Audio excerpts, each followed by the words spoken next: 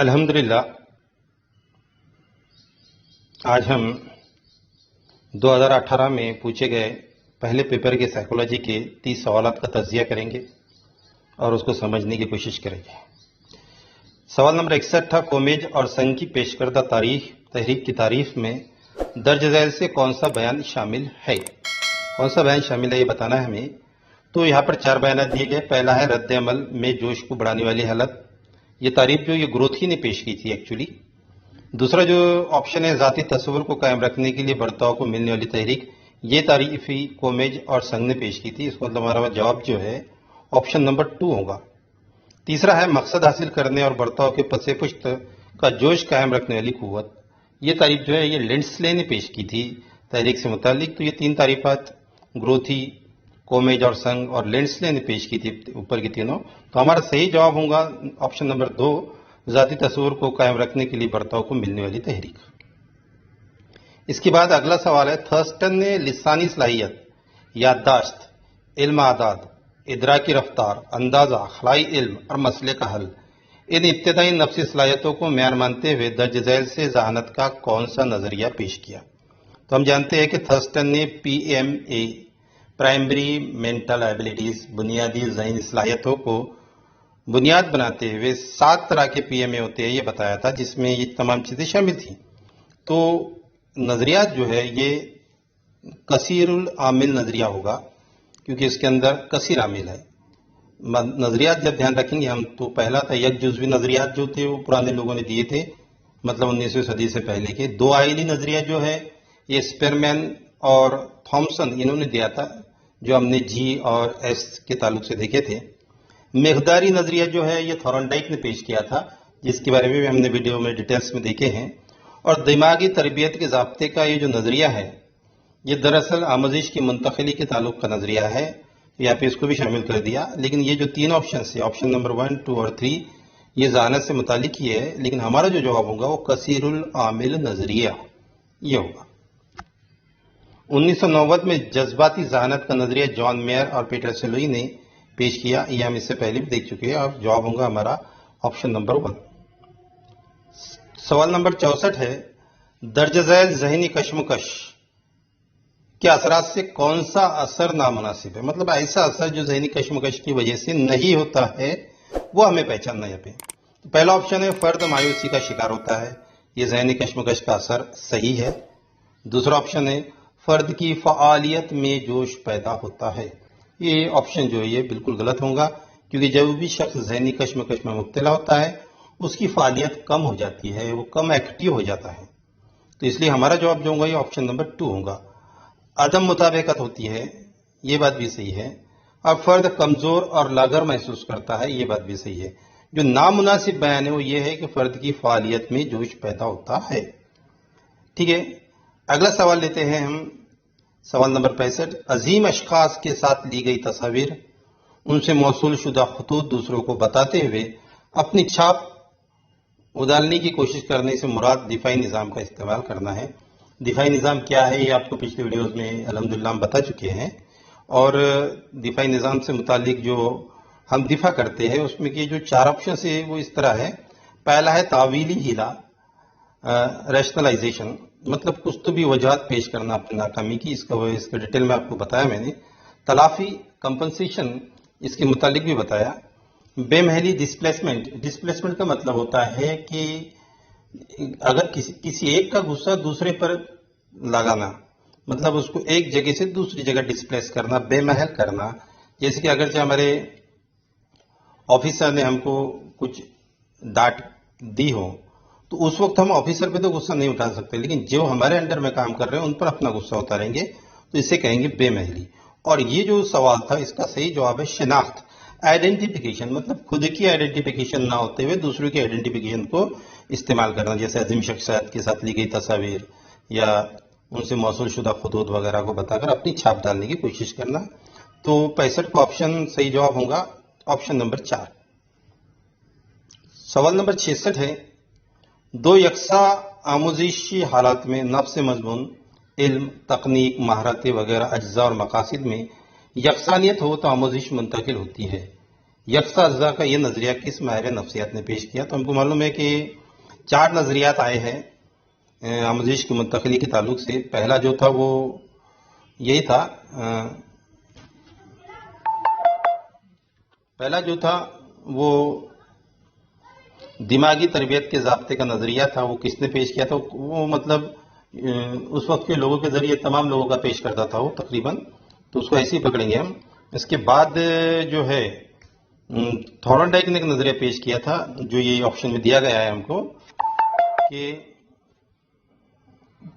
دو یکساں آموزشی حالات میں نفس مضمون، علم، تکنیک، مہارتیں وغیرہ اجزاء مقاصد میں یکسانیت ہو تو آموزش منتقل ہوتی ہے. یہ نظریہ جو ہے ہم کو تھورنڈائک نے دیا تھا.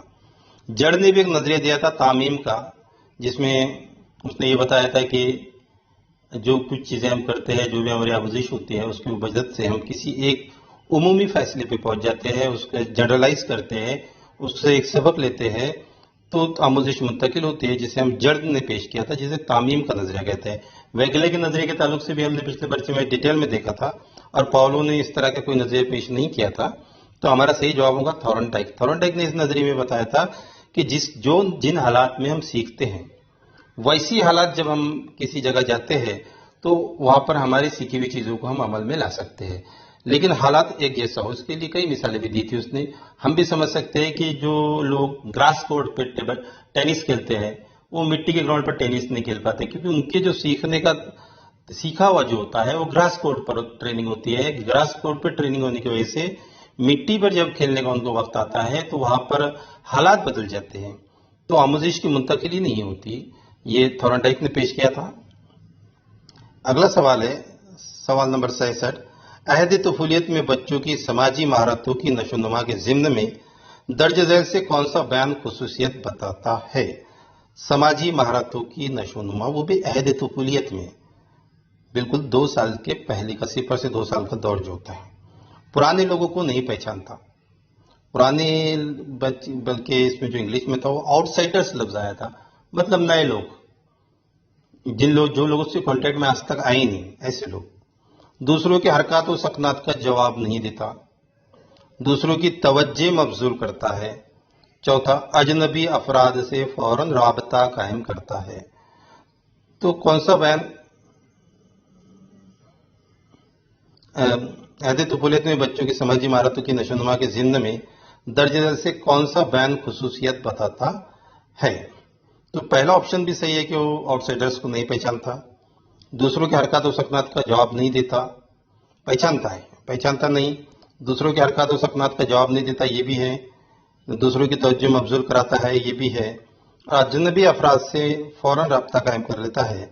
یہ جو ہے یہ بات غلط ہے. یہ اس کا جواب ہونا چاہیے سوال نمبر 66. ایکچولی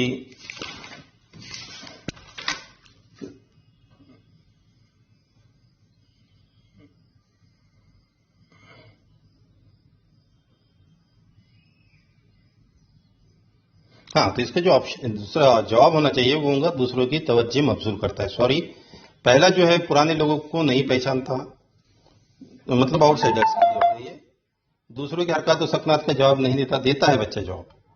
اور دوسروں کی توجہ مبذول کرتا ہے، بالکل کرتا ہے اپنی طرف. اجنبی افراد سے فوراً رابطہ قائم نہیں کرتا. تو اس کا جو جواب ہے خصوصیت دوسرے کی توجہ مبذول کرتا ہے. اس کے بعد ہمارے پاس سوال ہے سوال نمبر 68. آخری بچپن میں بچوں کی جسمانی نشو و نما کے ضمن میں کون سا بیان مناسب ہے؟ تو پہلا، غدودی رطوبت کی وجہ سے جسمانی ڈھانچے پر اثر ہوتا ہے، یہی صحیح جواب ہے. لڑکیوں کے عضلات میں چربی کی مقدار بڑھ جانا، یہ ابتدائی آخری بچپن کے دور کی صلاح بات نہیں ہے، بلکہ یہ بلوغت کے وقت کی بات ہے. لڑکیوں میں آکسیجن کے ذخیرے میں ہونے والا اضافہ اس کا تعلق نہیں ہے. اور لڑکیوں میں جسمانی نشو و نما مساوی ہونے سے جسمانی تعلیم کی عمل یکساں ہوتی ہے.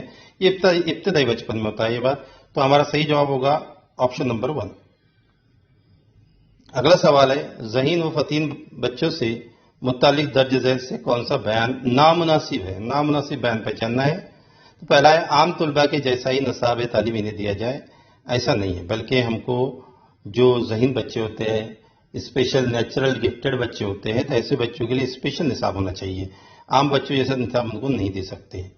تو یہی ہمارا صحیح جواب ہوگا یہ جو دوسرا آپشن ہے کہ ہم دوسروں سے بڑھ کر ایسا احساس برترین بچوں میں ہو سکتا ہے، یہ بھی صحیح بات ہے۔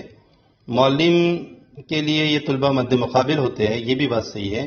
نصاب آسان ہونے کی وجہ سے بچے جماعت میں توجہ نہیں دیتے، یہ بھی بات صحیح ہے، کیونکہ ان کے لیول کا نصاب اگرچہ نہیں رہے گا تو بچے کی توجہ قائم نہیں رہ پاتی، اس لیے جو دوسرا تیسرا چوتھا بیان ہے یہ مناسب بیان ہے، اور پہلا جو بیان ہے یہ نامناسب بیان ہے۔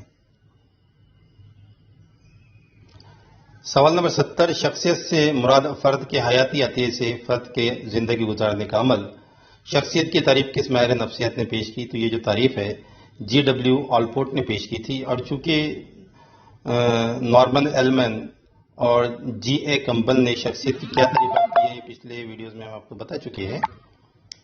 اس کے بعد تھائرائیڈ گدوز سے تھائروکسین نامی ایک مادہ نکلتا ہے جس کا تناسب زیادہ تناسب میں ہوتا ہے، تو افراد میں درج ذیل سے کون سی علامت نظر آتی ہے؟ تو یہ افراد جو ہے یہ بے چین ہوتے ہیں، اس کا آپشن ہوگا آپشن نمبر 2۔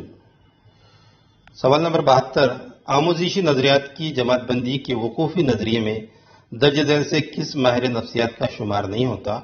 تو کرٹ لیون، گیگنے، یہ گنے وغیرہ کچھ لکھنے میں آیا لیکن گیگنے ہیں، جیروم برونر ہے، اور جین پیاجے وغیرہ ہے، یہ لوگ جو ہے یہ وقوفی نظریے سے تعلق رکھتے ہیں، لیکن گوتھری جو ہے اس کا تعلق وقوفی نظریے سے نہیں ہے، بلکہ یہ تھورنڈائک، اسکینر اور پاولو ان کے جماعت میں آتا ہے۔ تو ہمارا جواب آپشن ہوگا آپشن نمبر 1۔ سوال نمبر 73 ہے، فرد اور اس کے اطراف کے ماحول میں ہوئے درون عمل سے بصیرتی نظریہ حاصل ہوتا ہے اور مسئلہ حل ہوتا ہے، ایسی رائے کوہلر نے تجربہ کر کے پیش کی، اس کے لیے اس نے کس جانور پر تجربہ کیا؟ تو آپشن نمبر 3 اس کا صحیح جواب ہے چمپانزی۔ کتے کا استعمال جو ہے یہ پاولو نے کیا تھا، بلی کا استعمال جو ہے تھورنڈائک نے کیا تھا، کبوتر کا استعمال جو ہے اسکینر نے کیا تھا۔ سوال نمبر 74، ذیل میں تدریسی عمل کی نوعیت بتانے والے بیانات دیے گئے ہیں، ان میں سے کون سا بیان مناسب نہیں ہے؟ تدریس سے متعلق کون سا بیان مناسب نہیں ہے؟ تو پہلا ہے، آموزش کو پرزور کرنے کی قوت تدریسی عمل میں ہے، یہ بات بالکل صحیح ہے۔ تدریسی آموزش کے لیے مناسب عمل ہے، یہ بھی بات بالکل صحیح ہے۔ تدریس یہ فطری اور آسان عمل ہے، یہ بات غلط ہے۔ تدریس یہ فطری نہیں ہوتی ہے، بلکہ اس کو ہم کو آرگنائز کرنا پڑتا ہے، اس کو ہم کو منعقد کرنا پڑتا ہے۔ آموزش یہ فطری عمل ہے، لیکن تدریس جو ہے یہ فطری عمل نہیں ہے، بلکہ یہ اس کو ہم کو آرگنائز کرنا پڑتا ہے، اور تدریس میں معلم، متعلم اور مضمونی تینوں اجزاء ہوتے ہیں، یہ بات بھی بالکل صحیح ہے۔ مطلب سوال نمبر 74 کا آپشن نمبر 3 جو ہے یہ صحیح جواب ہوگا۔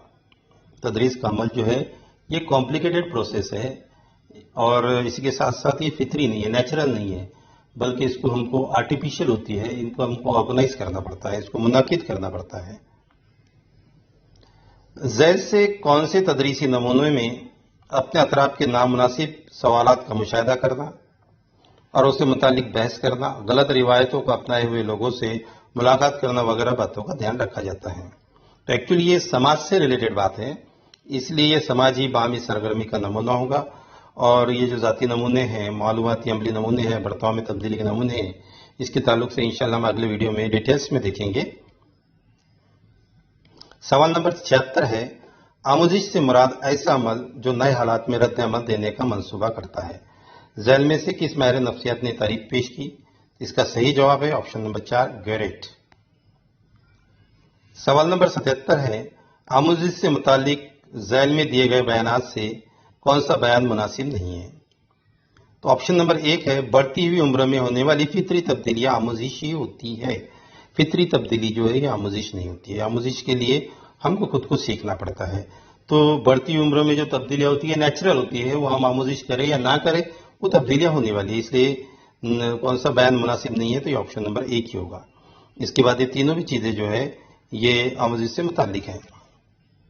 سوال نمبر 78 ہے، درج ذیل انسانی برتاؤ کی نشوونما کی 3 سطحیں اور ان کی مثالوں کی مناسب جوڑیوں کا متبادل کون سا ہے؟ تو نشوونما کی سطح میں جسمانی سطح دی گئی ہے، جس میں مختلف مہارتیں پیدا ہوتی ہے، چلنا، کودنا، دوڑنا، درختوں پر چڑھنا، سائیکل چلانا وغیرہ جو ہے یہ جسمانی سطح کی مہارتیں ہیں۔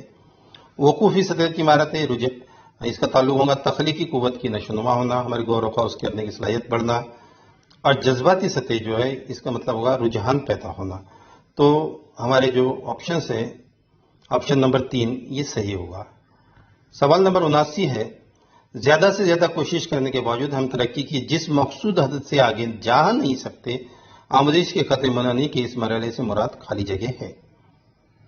تو پہلا آپشن ہے آخری ترقی کی جست، دوسرا ہے جمود کی حالت، تیسرا جسمانی و ذہنی حدود، اور چوتھا ہے آہستہ ترقی کا دور. تو یہ اس کا صحیح جواب ہوگا جسمانی ذہنی حدود. اگرچہ ہم دیکھیں کہ آموزش کے خط منانی پر ہم کو الگ الگ سٹیجز نظر آتی ہے، تو پہلا جو ہوتا ہے وہ آہستہ ترقی کا دور ہوتا ہے جس میں ہم آہستہ آہستہ سیکھتے ہیں کیونکہ یہ ابتدائی دور ہوتا ہے. اس کے بعد جو ہے وہ درمیانی دور ہوتا ہے جس میں ہماری رفتار بڑھ جاتی ہے، تیز رفتاری کا دور ہوتا ہے. اس کے بعد جو ہے وہ آخری ترقی کا جست ہوتی ہے، مطلب فاسٹ ترقی ہونا شروع ہو جاتی ہے ہماری سیکھنے کے تعلق سے. اور ایک دور ایسا بھی آتا ہے کہ ہماری جسمانی اور ذہنی حدود کی وجہ سے ہم اب اس کے آگے نہیں بڑھ سکتے. تو یہ ہمارا آپشن صحیح ہے. اور جمود کی جو حالت ہے یہ کسی بھی وقت پیدا ہو سکتی ہے، یہ بہت ہی امپورٹنٹ حالت ہوتی ہے. ہم خط آموزش کے حساب سے اگر ہم دیکھیں تو جمود کی حالت کسی بھی وقت پیدا ہو سکتی ہے. سوال نمبر 80 معنی خیز لفظ آموزش میں سابقہ معلومات کو نئے معلومات سے مربوط کیا جاتا ہے، یعنی دونوں باتوں کو مربوط کرنا ہے. میں آموزش کے درج ذیل کس نظریے میں آسویل نے پیدا پیش کیا؟ آسویل کا جو نظریہ ہے وہ یہی تھا، بامانی اور ہدایتی نظریہ آموزش. علاقائی نظریہ آموزش جو ہے کوٹ لیون نے پیش کیا تھا. آموزش کی مہارت کا نظریہ جو ہے بینجامن بلوم نے پیش کیا تھا. اور سماجی مشاہدے کا نظریہ جو آموزش جو ہے یہ البرٹ بندورا نے پیش کیا تھا. تو ہمارا آپشن ہوگا 80 کا جواب ہوگا آپشن نمبر 1. 81 سوال نمبر 81 ہے وراثت سے متعلق تحقیق کرتے ہوئے درج ذیل کس ماہر نفسیات نے وراثت کے اصول پیش کیے؟ تو اس کا تعلق ہے گریگور مینڈل سے. 82واں سوال ہے مختلف حالات کی وجہ سے طلباء میں انفرادی اختلافات پائے جاتے ہیں، اس لیے معلم انفرادی اختلافات کی معلومات حاصل کر کے طلباء کی تدریس کرے. اس دوران معلم کو درج ذیل میں سے کون سی بات ٹالنی چاہیے، کون سا کام نہیں کرنا چاہیے؟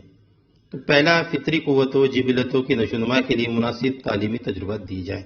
یہ بات بالکل صحیح ہے، اس طرح معلم کو کرنا چاہیے. صلاحیتوں کو زیادہ سے زیادہ فروغ دینے کے نظریے سے مناسب حالات فراہم کیے گئے، مناسب حالات بھی فراہم کرنا چاہیے. طلباء کی ذہنی اور سماجی نشوونما کے لیے کوشش کرنا چاہیے، یہ بھی آپشن صحیح ہے. اور آپشن نمبر 3 جو ہے مخصوص حالات پیدا کرنے پر مخصوص قسم کی نشوونما ہو سکتی ہے، یہ فرض کرتے ہوئے اس طرح کی کوشش کی جائے. کیونکہ ہمارے پاس جو بچے ہوتے ہیں ان کے اندر انڈیویجول ڈفرینسز بہت زیادہ ہوتے ہیں، الگ الگ ٹائپ کے بچے ہوتے ہیں، اس لیے انہیں کسی ایک حالت میں ہم رکھ نہیں سکتے، ان کے لیے کوئی مخصوص حالت ہم پیدا نہیں کر سکتے، اس لیے معلم کو اس طریقے کی کوشش نہیں کرنا چاہیے. تو ہمارا جواب ہوگا آپشن نمبر 3. سوال نمبر 83 خارجی مہیجات کے سب سے پہلے ہونے والے ذہنی عمل سے مراد احساس ہے. اس کے تعلق سے اس سے پہلے ویڈیو میں بھی ہم دیکھ چکے ہیں. کوئی مہیج نظر آتے ہی حسی اعضاء متحرک ہو جاتے ہیں، حسی اعضاء پر خارجی مہیجات اثر انداز ہوتے ہیں، مہیج پر ہوئے اثرات عصبی ریشوں کے ذریعے دماغ تک پہنچتے ہیں. احساسات ملی جلی نوعیت کے ہوتے ہیں.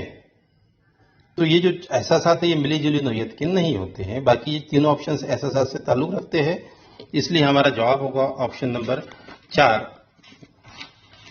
آپشن نمبر 4 اس کا جواب ہوگا.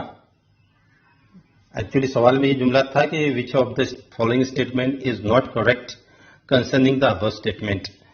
اس بیان کو دھیان میں رکھتے ہیں مندرجہ ذیل بیانات میں سے کون سا بیان صحیح نہیں ہے، یہ تھا لیکن ایکچولی ہمارے سوال میں یہ نہیں آیا، اس کو نوٹ کر لیجئے. اور اس کا جواب ہوگا آپشن نمبر 4. مہیج سامنے نہ ہونے پر بھی سابقہ تجربات کا ذہن میں اعادہ کرنا یا وہ تجربات ذہنی بصیرت سے دیکھ پانا، اس کا مراد ہے متخیلہ.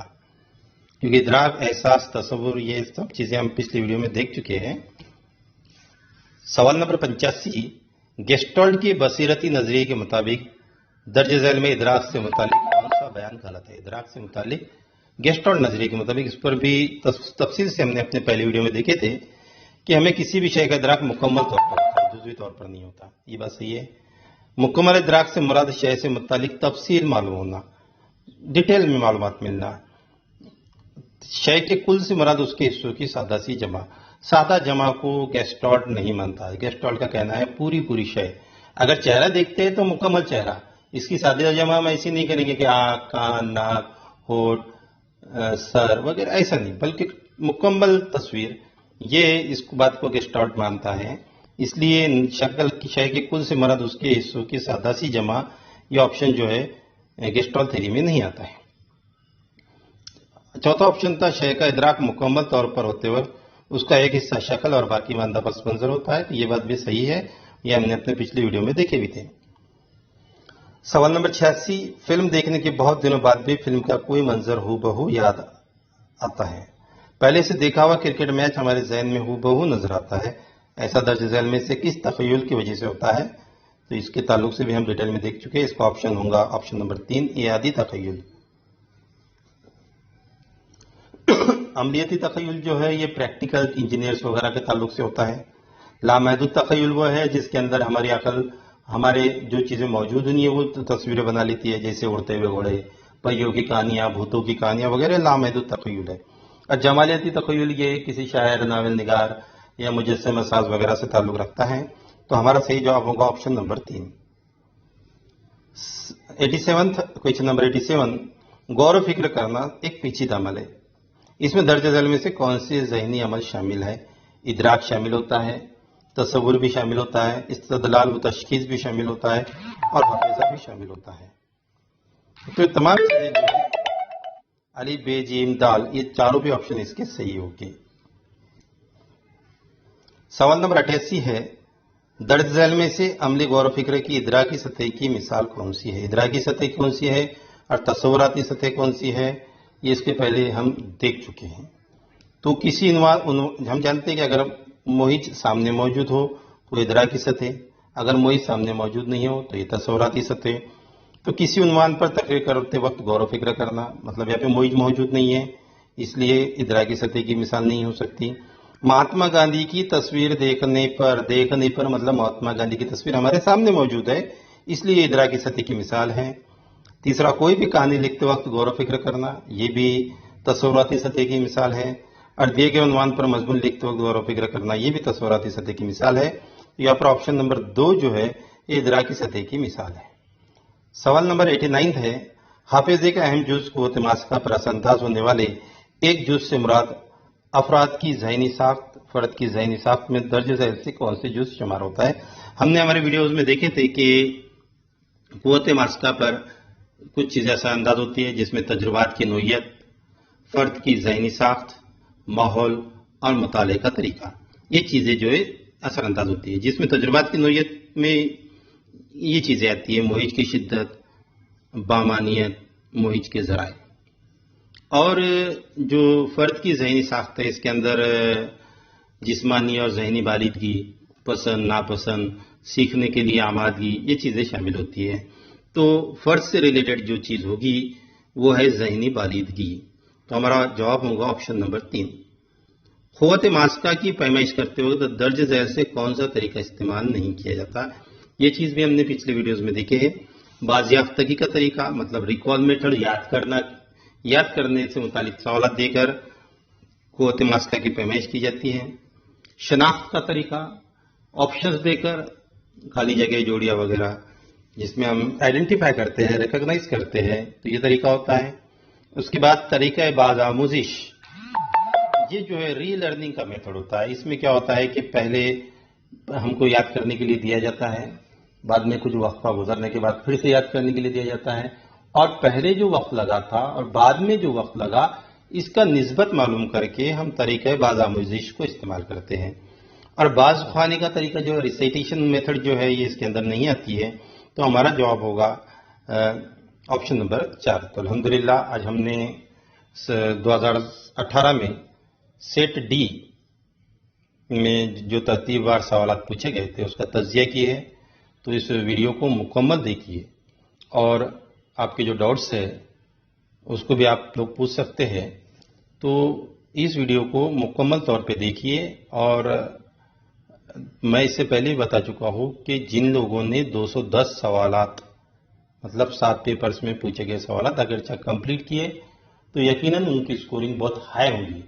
और किस सिम्त में हमको पढ़ना है, किस डायरेक्शन में पढ़ना है, ये समझ में आएगा। تو آپ لوگوں سے گزارش یہ ہے میری کہ جو بھی انالیسس آپ کے سامنے پیش کیا جا رہا ہے اس کو مکمل طور پہ دیکھو. کہیں آپ کو ڈاؤٹس ہوتے ہیں، کچھ پرابلم ہے تو آپ مجھ سے کانٹیکٹ کر کے اس کو پھر سے ایک بار ہم اس پر تفصیلی گفتگو کر سکتے ہیں. تو اس طریقے سے آج ہمارا یہ 2018 کا سائیکولوجی کا بھی جو کنسپٹ ہے یہ پورا ہوا. سائیکولوجی کے حصے میں پوچھے گئے 30 سوالات کا تجزیہ مکمل ہوتا ہے. آپ لوگ اس کو غور سے دیکھیے اور سنیے اور لائک کیجیے. شکریہ.